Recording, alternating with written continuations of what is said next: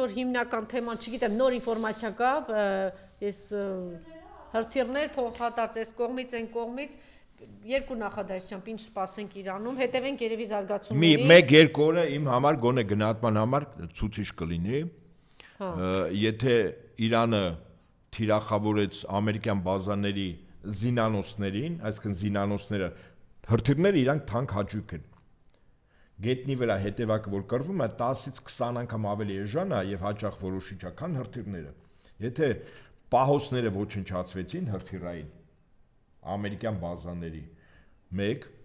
երկրորդ, եթե Իսրայելի 2 էլեկտրակայանին հարվածեցին, իսկ Իսրայելը հոսանքի արտադրության այլ աղբյուր չունի, ատոմակայան չունի։ Օրինակ Ուկրաինայում ինչքան ռուսները հարվածում են, Ուկրաինան ունի 3 ատոմական հոսանքի արտադրության աղբյուր ունի եւ կա կարմիր գիծ, որ այդ ատոմականներին չեն հարվածելու։ Երրորդ, եթե քիմիական 2 գործարաններին հարվածեցին եւ ամենավերջում Աստված մի արասի, եթե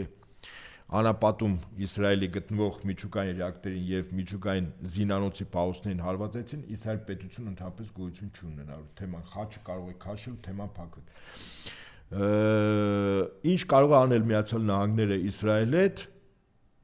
Ես կարծում եմ, իրենք առաջին փուլում, գլխատելու փուլում հաջողություն ունեցան, բայց այս պահին, երբ հայտարարվել է, ուրեմն բարձրացվել է կարմիր դրոշ, այսինքն վրիժառության կամ հատուցման դրոշը, հայտարարվել է ջիհադ, եւ եթե նոր ղեկավարությունը այսօր վաղը հրապարակավացվելու ով է հոգեվոր առաջնորդը, ղեկավարներ եւ այլն փոխանորներ, եթե շարունակելու են ավելի արմատական նախորդների գիծը, նշանակում է, որ Ամերիկան եւ ԱՄՆ եւ Իսրայելը իրենց նպատակին այս բանը չհասան, որտեղ գլխատումից հետո եւս քաղաքականությունը Իրանում չի փոխվել, ընդհակառակը ժողովուրդը ավելի շուտ կոնսոլիդացվել է հակաամերիկյան տրամադրությունով, հակաիսրայելական։ Եվ եթե դանը գումար են, որ աշխարհում արաբական երկրներում առաջնորդին ժողովուրդները դուրս գան իրանց իշխանությունների դեմ, Ամերիկային օգնելու քայլերի